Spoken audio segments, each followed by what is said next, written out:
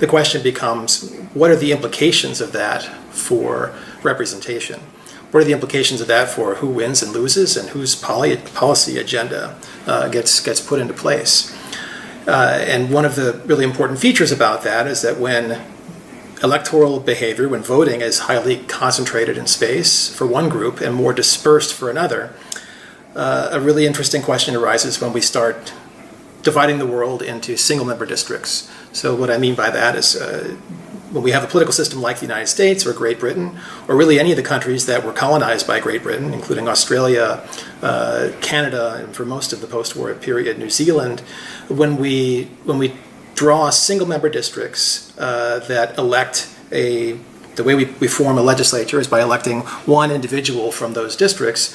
When we divide up the world in that way, we end up concentrating voters for parties of the left, for the urban parties, and we end up with more dispersed support for the parties of the right, and this ends up creating an important pattern in the transformation of votes to seats that has existed over really throughout the post-war period, and it really affects who gets represented and whose policies end up as law.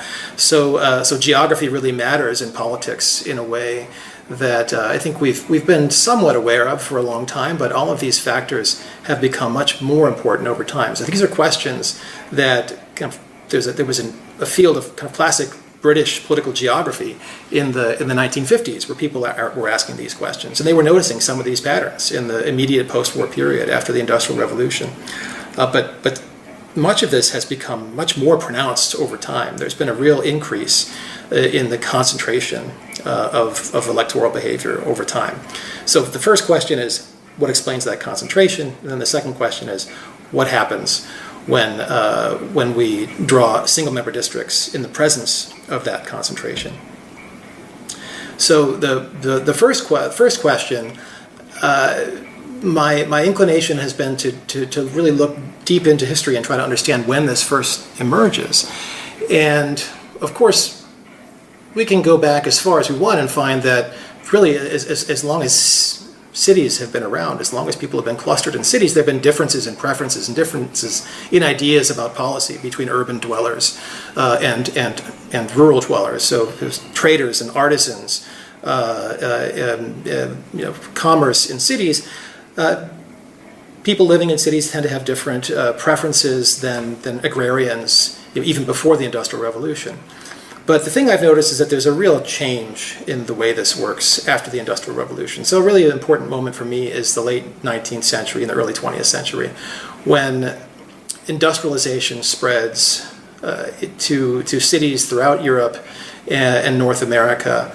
I notice that as workers become mobilized by labor unions, by organizers, and ultimately by social democratic parties and workers' parties, these parties start to become fundamentally urban parties. They are parties that mobilize workers who tend to be highly concentrated in space. And those workers are concentrated in space in the first place because manufacturing is concentrated in space. And there's a lot we know from economic geography about why that is, about labor market pooling, and the importance of natural resources. And it's a common feature of that early period of industrialization that it's highly concentrated. So along with that then went the construction of working class housing. This is a period in which workers don't have access to automobiles. Public transportation is really in its early stages. And so you end up with very dense working class housing in close proximity to factories. And this is the place in which these social democratic and workers' parties are mobilizing people. And so these right away become very urban parties. And this is something that happens already in the 19th century and the early 20th century in Europe with the rise of labor parties and social democrats and workers' parties. In the United States, it doesn't really happen. Of course, we have some small socialist parties, but it doesn't really take off and become a national. There isn't really a national party that represents the interests of workers until the late 1920s and the early 1930s, when the Democrats become that party in the New Deal, especially FDR. If we look at county level data, we see that there's really no correlation between population density and democratic voting outside of a couple of states like New York and Massachusetts, there was really no correlation until the New Deal. And then suddenly we see a correlation emerges. The Democrats become the party of urban workers, and so we see that support for the Democrats becomes urban starting in the 30s, and then that just continues. And we've seen an increase in that correlation, slow increase in that correlation, and a spread of that correlation. First starting in just the manufacturing core, so the Northeast, Pennsylvania, Massachusetts, New York, Ohio, states like that. Eventually we see this pattern spread further west to states like Missouri and Kansas. Of course, at that time, the South was very different, had the opposite relationship. The Democrats were more successful in rural areas, completely different politics in the South. But eventually, what's fascinating is that this pattern, which was already there in the Northeast and the manufacturing core in the New Deal period, it really takes off and it really nationalizes. It really spreads to the rest of the country, starting at around the 1980s. And then there's just been an incredible acceleration in the correlation between Democratic voting and population density since the 1980s. To the present day, certainly 2016 was not a sudden anomaly. It's really been a kind of a steady growth of geographic concentration of Democrats in cities. And that growth has taken place in kind of a steady way ever since around 1980. And it's important that it's also spread from the manufacturing core to the Mountain West and to the South. And the South has really transformed, of course, to where it's now a place where Democrats are highly concentrated in cities like Atlanta. And you see Georgia has very similar correlation between population density and Democratic voting as we've always seen in a place like Pennsylvania. So that kind of nationalization of politics is something that has been an important part of the story. It's interesting to try to understand the roots of the current relationship between density and democratic voting, and I do think that what we see today really has its roots in the period of the Industrial Revolution. But of course, an urban-rural conflict in the United States is much older. It's something that was there from the very beginning and intimately wrapped up in the controversy over slavery. But the kind of Hamilton versus Jefferson frame of thinking about early American history, certainly it's easy to see and it makes sense to see, I think, Hamilton as a representative of urban interests. And Jefferson was very clear about his disdain for cities and said a number of awful things about cities. And he really viewed the United States as an agrarian republic. And so that tension between cities, between urban areas, that are trying to build up industry and rural areas was there from the beginning, and it's there in many other countries as well. This, when you read Marx and Engels, and they're talking about the kind of conflict that characterized European societies before the Industrial Revolution.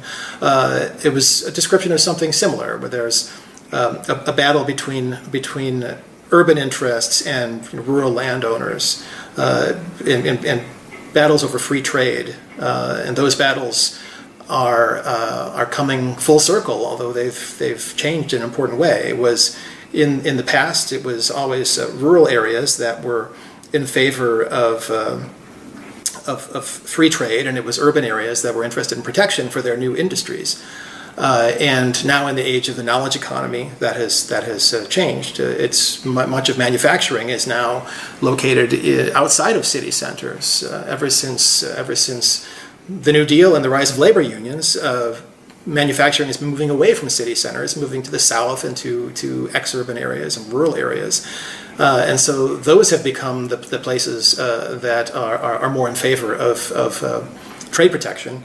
And the knowledge economy has grown up also in a very geographically concentrated way in city centers, and those are the places that benefit most from globalization and free trade. And we're back to these debates also with an urban-rural quality about trade and protection, although the geographic location of the parties has changed over time. And so that's an important, the changing economic geography is an important part of the story. The first part of this story really involves the rise of manufacturing and the rise of the urban working class.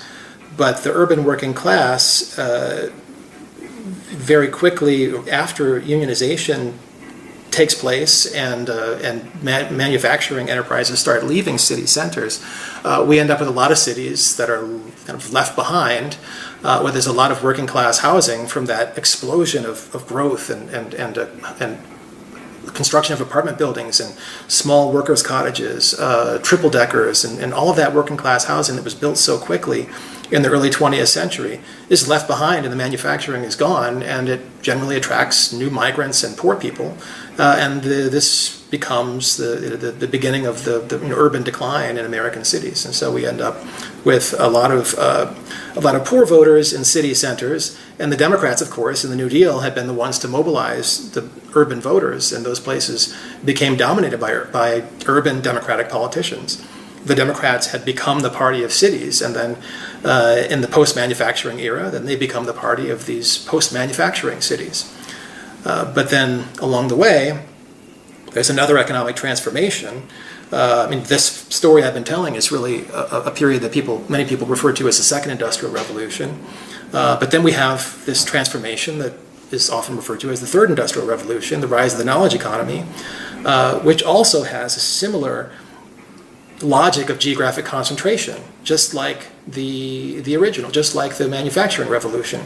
There were lots of reasons why it made sense for manufacturing enterprises to co-locate, even sometimes within the same industry, often in the same industry. And a look at American cities throughout the Northeast is a tour through the various industrial agglomerations that took off, tires in Akron, gloves in Gloversville. Often the name is evocative of what was produced in that place. So we had all these small localized agglomerations based on a certain type of economic production. And then in the era of the knowledge economy, we also have strong reasons why there's geographic concentration of production. There's many scholars have told the story about Silicon Valley and reasons why it can be very difficult for certain kinds of tech entrepreneurs to locate elsewhere. So there are lots of reasons, including some of the classic reasons, like labor market pooling, the fact that there are lots of educated workers living in the same area and lots of employers. This creates efficiencies that can be very powerful, and of course the presence of venture capital and all those things that go together in an environment like Boston, and an environment like Palo Alto and San Francisco. This now creates a concentration in the knowledge economy sector. And a really fascinating and really kind of odd story when you think about it is that the party of the urban working class from the early 20th century has now become the party of the knowledge economy.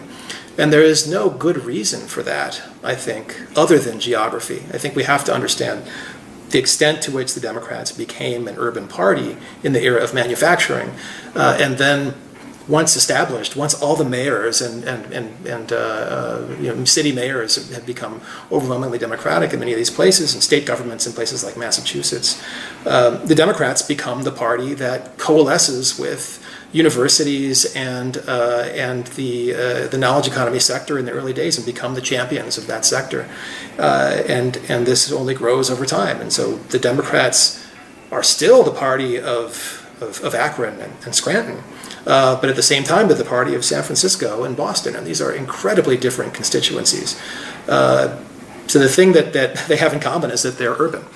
And so the Democrats have become a party that represents an incredibly diverse coalition of urban interests.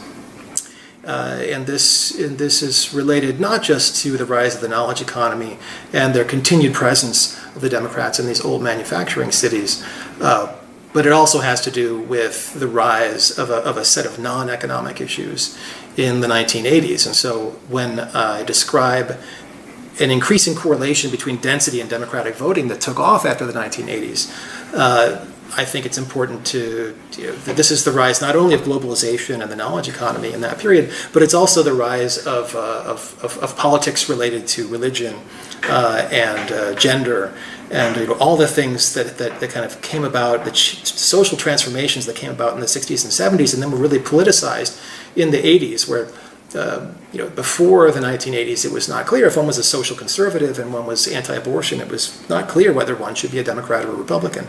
That became much more clear in the 1980s. The parties took very sharply different positions on those issues, and one's preferences on those issues are also highly correlated with population density. So once we add this additional set of issues, it all starts to kind of bunch together. The parties become increasingly separated in their geographies.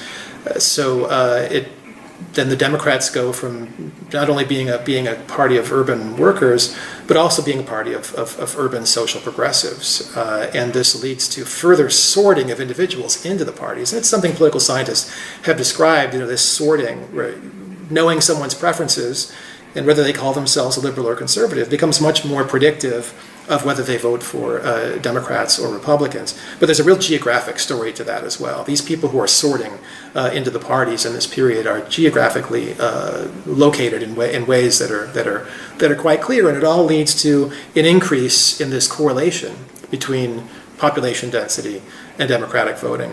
And I think all of that comes together, and we end up with these two bundles, these parties that just offer a set of policies that I think it might not even make that much sense anymore to refer to them as left and right. I think it makes more sense to refer to them as urban and rural because of the way they're packaged together. Many people ask whether this correlation between population density and democratic voting is universal, or is it something that really is there in these industrialized states like Pennsylvania? We know it's there in the big city. We can see on the election night maps that Democrats are very clustered in places like Cleveland or Philadelphia. But one of the things that people don't often understand is that Democrats are also highly concentrated in places like Topeka, Wichita. These are overwhelmingly Democratic cities, but they are not very large cities. They're smaller than the scale of a U.S. congressional district. So we don't see Democrats being elected from any of those cities because they're surrounded by their rural Republican periphery. But the downtown cores of those cities, even in places like Kansas, of course Kansas City, Kansas, and Topeka, and of course the college towns as well, Democrats are very concentrated in those places. So this pattern is fractal in the sense that we can see that there's a correlation between density and democratic voting at a very high level like states, and then we can really see it at the counties. But what's fascinating is when we go deeper and we go within counties, we see a very strong correlation between density and democratic voting at the precinct level within counties. So when you go from a rural area that's just farm fields, and then you go into the county seat, where there's a little bit of rental housing along the 19th century railroad, and maybe there are some public sector workers, so there's a courthouse, there are some unionized school teachers, and there are usually a lot of Democrats in these places. So the kind of the gradient as we go from a rural area to an urban area in partisanship can be very strong, even in places that we think of as kind of monolithically rural. Even those places are not monolithically rural, and the places that have more rental housing and young people and poor people, and especially the places where there are minorities, we see these small kind of blue dots when we look at the precinct level maps, really everywhere in the country. So once we see these patterns in partisanship, we then have to ask ourselves, well, what's behind them? Why are there such differences in the voting behavior of people in the area where the kind of county seat town and the surrounding, just a mile away, in the surrounding exurbs where there are larger houses arranged in subdivisions, and then in the rural area beyond? What is it that brings about that type of difference? That is a question that I've been fascinated with for a long time, and I'm trying to answer. It unfortunately doesn't have a single answer. I think there's a lot going on.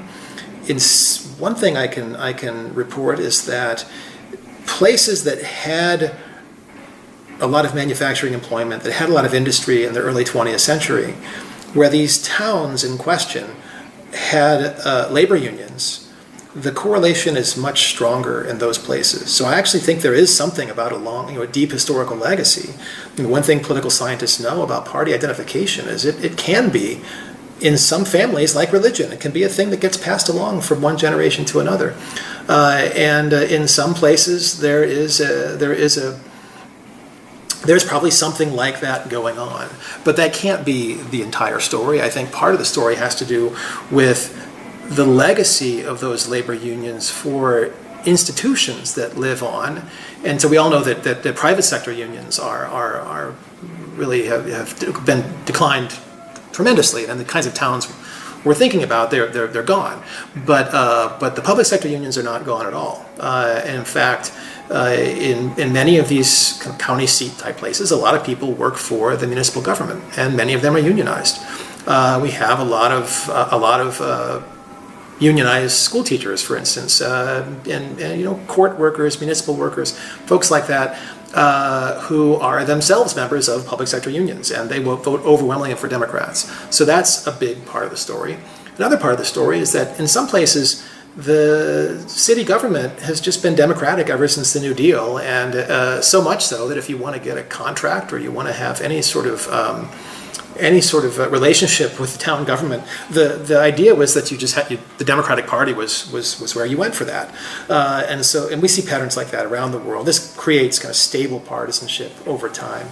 In some cases, it's not hard to understand that the college or university brings in a different kind of population that prefers the Democratic Party.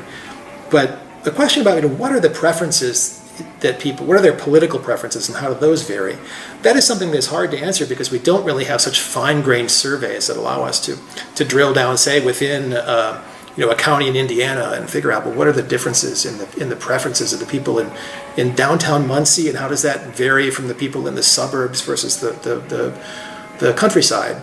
But from looking kind of more broadly at the data and characterizing places by whether they're kind of a small town core or a medium-sized city core or a suburb or a large city core or rural, one thing we can see is that people do have very different ideas about economic policy. Urban places tend to be much more progressive on economic policy. And we can imagine that probably has a lot to do with just demands for public goods that arise in an urban place. When one lives in a dense place, it makes one might come to understand the reasons why public transportation makes sense, whereas one doesn't have that view if one lives in the exurbs or in a rural area. So there are kind of demand-based arguments like that. But back to the question of social issues, it's also the case that people who live in more dense places tend to be less religious and have less traditional values on issues like related to religiosity and morals. So that's also correlated with population density, and I think that's true even at these lower scales. I've started my academic career focusing on questions about federalism, and I've always been interested in the relationship between higher level governments and lower level governments, and the trend toward fiscal decentralization around the world that's been happening since really for several decades now.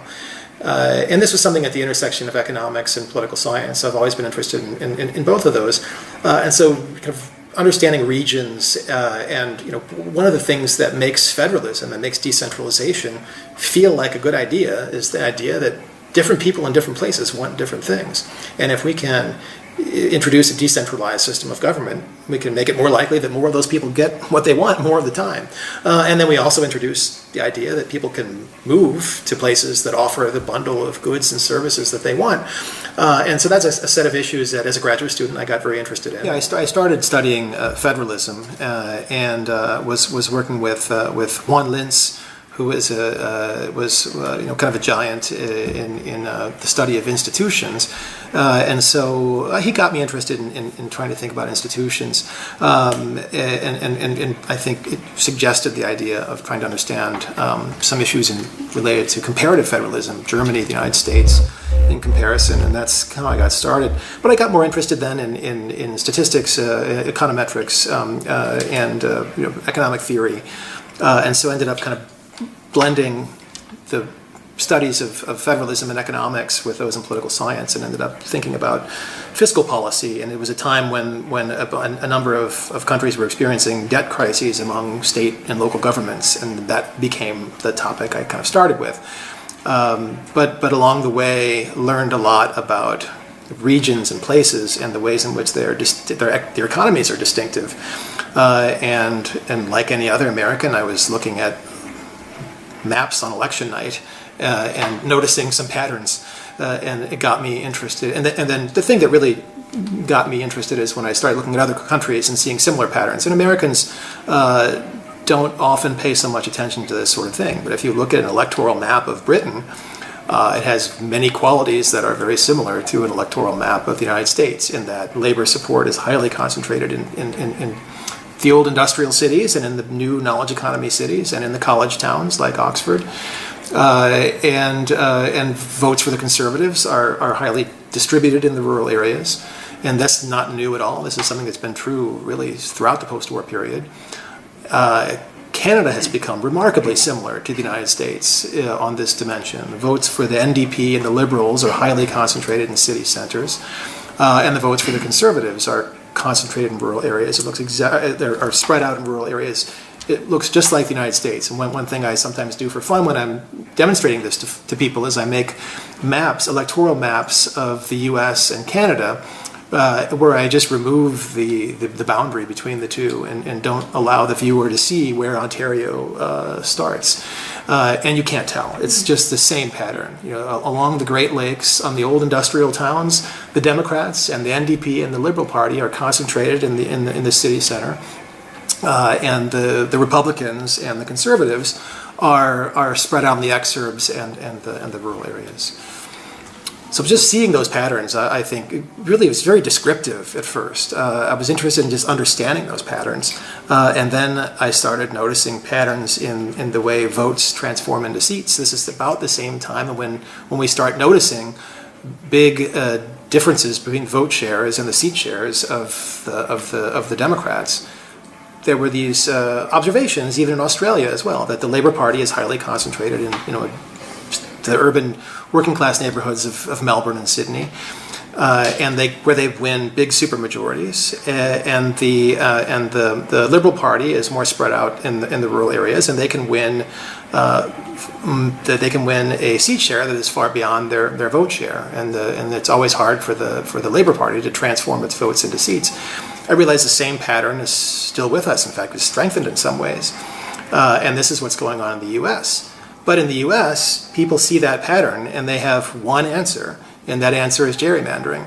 Everyone, because gerrymandering is such a unique and fascinating American practice that goes back to goes back to Elbridge Gerry and has been continued by people like Phil Burton and Tom DeLay, and it's a lot of fun to try to understand the ways in which one can manipulate maps to manipulate outcomes, and that certainly can happen and does happen. And gerrymandering is a very important part of the story in the United States. But there is this deeper underlying story that is even there in places where politicians don't draw the districts, even in places like Great Britain and Canada, where independent commissions have always drawn the districts, or at least for most of recent history. And yet we see the same underrepresentation of the urban parties. In a parliamentary system, the parties have a relatively easy job when they're trying to set their platform. So we have a bunch of districts, and the goal is to win more districts than your opponent. And so what you need to do, if you think of those districts as being arranged in some ideological space from left to right, you want to try to win the pivotal district, so the median district. You need to win the district in the center of the distribution. So you need to figure out, what is the strategy I need to take to win that district? So in a parliamentary system, that's all you need to do. And that's what the parties try to do for the most part. I mean, there are battles between, on the left, I think it's a hard thing because the urban purists, so those who live in the old working class neighborhoods and city centers and some of these new knowledge economy centers, can be much more progressive than the voters in those pivotal districts. And so there's always a fight on the left about what the party's platform should be. You see this fight in the Labour Party between Jeremy Corbyn and the more moderate groups, and you go back to the Blair period, and this is a time when the Labour Party really moderated its platform, and it was able to win those crucial suburban districts. Now they're in a situation where they've gone back to a more hard left platform that makes it harder for them. They win big majorities in the urban districts, and they find it hard to win in those pivotal districts. So the Democrats have the same kind of problem, but there's a different twist in the United States. A party doesn't just need to decide how to win the pivotal district in the legislature, because they also have to figure out how to win statewide elections, and so gubernatorial elections, Senate elections. We have multiple tiers of competition, and so the question, the best strategy for winning the Senate might not be the best strategy for winning that pivotal district in the state's House delegation or in the state legislature. And of course, when it comes to winning presidential electors in a presidential election, it's the same thing. It's a statewide process of counting up these electoral votes. So as the party strategically tries to figure out how to message and what kind of candidates to run and what kind of issues to emphasize, it might be possible to win a statewide election by really trying to mobilize progressive urban voters, because a vote is a vote in a statewide election. It doesn't matter if it came from a city or if it came from a suburban or rural area.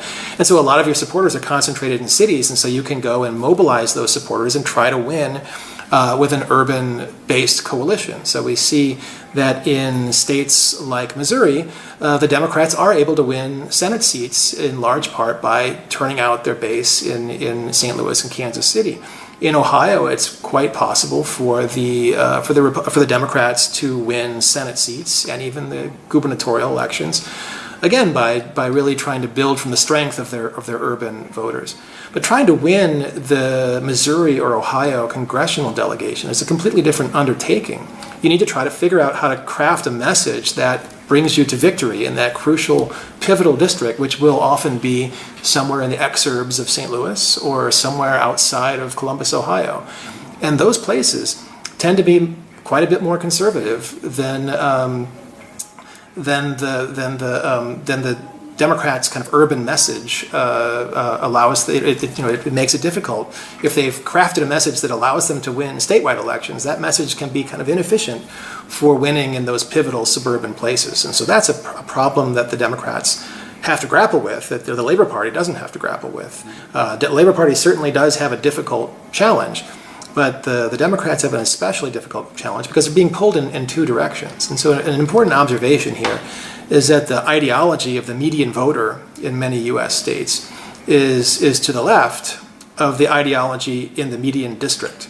And so if you craft your message on that statewide median voter, that's actually fine for winning Senate seats, but it's not fine for winning House seats. And so you come to be seen as too liberal, and you end up winning only a congressional seat in St. Louis and a congressional seat in Kansas City and nothing else, even though you have a fairly competitive statewide elections in a place like Missouri. And there are lots of other examples of this where the Democrats actually routinely win statewide elections, but they can't even dream of winning the congressional delegation or the state legislature because of the geographic concentration and dispersion of their supporters. I think the best example of this I can think of is the Pennsylvania State Senate.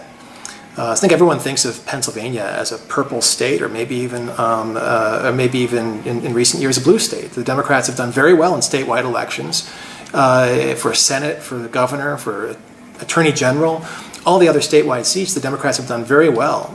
They've almost swept recent statewide elections in Pennsylvania, with the exception of the presidency in 2016. But they have not won the Pennsylvania State Senate since the 1970s. And a lot of it has to do with the fact that Democrats are too concentrated in their old industrial cities. And they're not able to craft a message that is sufficiently appealing in those pivotal suburban districts. And so that kind of thing happens in lots of places. So the Democrats would like to believe that redistricting reform will do away with this class of problems, and I think that is there are some states where that may be true, but there are other states where changing the nature of redistricting would only make a small dent in this basic problem, and that one would have to really go out of their way to draw districts that would undo the Democrats' geography problem. And so what I say, what kind of things would they need to do to go out of their way to solve that problem? Well, they would need to take cities and carve them up. And so when Democrats do get the opportunity to draw districts, that's what they try to do. Although they have urban incumbents who don't like it, who fight against it, they also have the Voting Rights Act to contend with, which makes it potentially illegal to carve up urban districts and thereby make it less likely that minority candidates would be elected. Candidates of choice for minority groups would be elected. So, but when they are able to, they do things like they did in Chicago, which is draw districts that start at the lake and then go out into the suburbs in ways that make those districts less overwhelmingly Democratic. And that's something the Democrats need to do in order to get a better transformation of votes to seats, but it's hard for them to do that. And it's not something that would emerge from a nonpartisan redistricting process. Now, there are some states where their distribution is much less inefficient, and it's all, again, a pattern. This all has to do with the nature of city formation in the 19th century. There are some states where there is a nice, even distribution of cities that are smaller, and so they interact with the scale of districts in such a way as to not undermine democratic support. So we have a lot of small cities in Wisconsin, small industrial cities in the Fox River Valley and like Appleton and places like that, where when you draw districts in that kind of environment, it's not so bad for the Democrats. But in places where they're really large cities, and the Democrats are highly clustered in those cities, then there are also smaller cities where they're perhaps too small to form their own districts. The Democrats have a really insurmountable problem in transforming votes to seats, and just using a computer algorithm, which is something I've done a lot of, worked with a group of others, and there's really kind of a cottage industry now of mathematicians and computer scientists who are working on automated redistricting using computer algorithms. So we can generate 100,000 plans for a state and look at the partisanship of those plans. And in many states we see that even using, and you can change the criteria and say, well, we'd like the districts to be more compact or less compact. We'd like to obey county boundaries or not obey county boundaries, have different ways of thinking about municipal boundaries. But no matter how we do it, in many of these states, we still end up with an underrepresentation of Democrats because of their urban concentration. So that is a problem that the Democrats will find it very tricky to solve. And so for some, the solution will continue to be, we need to win and try to draw the districts ourselves in some of the ways that I've described. I think others still would rather disarm and promote redistricting reform. And this will be an interesting battle in the years ahead. When the Republicans were in charge of the redistricting process for the last couple of cycles, especially the last one, it feels to many Democrats like gerrymandering is something that mainly advantages Republicans. That's the case if the Republicans are the only ones who have the opportunity to redraw the districts. But if the Democrats end up finding themselves in a position to draw the districts themselves, they have a lot to gain by drawing them in careful ways. So it will be interesting to see what becomes of all the enthusiasm among Democrats for redistricting reform, because it may be that in some states the Republicans actually have quite a bit to gain, especially at this moment, from redistricting reform. And so the good news is for those who do support redistricting reform, it can truly be a bipartisan endeavor. And it's possible, I think, to make a strong case to Republicans that they would be very wise to join in the efforts at redistricting reform, because in some states, a neutral, nonpartisan process would be quite good for the Republicans. And again, it varies a great deal from one state to another. But so the parties will have some interesting decisions to make about their attitude toward redistricting reform. But the deeper question for the parties about how to position themselves given this asymmetric geography is one that's perhaps just as vexing. You know, how do the Democrats choose their platform when the efficient platform for winning a statewide race is very different than the efficient platform for winning the median district. This is not actually a new problem for the Democrats. They've been struggling with this in many states ever since the New Deal.